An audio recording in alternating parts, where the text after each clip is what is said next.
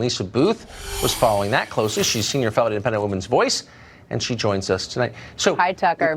Good to see you, Lisa. Good to see you, too. What did Hunter Biden say?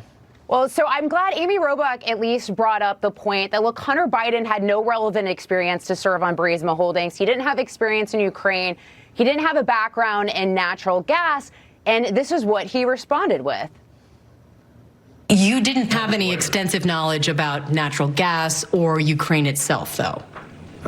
No, but I think that I had as much knowledge as anybody else that was on the board, if not more. In the list that you gave me of the reasons why you're on that board, you did not list the fact that you were the son of the vice president. Of course, yeah. No. What role do you think that played?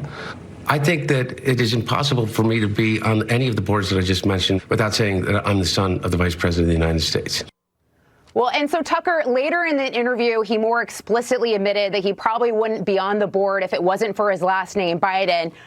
He also, two things to point out about Ukraine as well. Look, Vice President Biden was the point person on Ukraine. And around the same time that Hunter joined the board, Joe Biden had gone to Ukraine to encourage them to increase their natural gas production. Burisma is a natural gas company, so that's a little suspicious as well. However, Hunter Biden in the interview maintained the fact that, look, nothing unethical happened, according to him. However, he said maybe it was a mistake to join it. I said to you, in retrospect, I wish that my judgment. Time, you never thought this might not look right. You know what? I'm a human.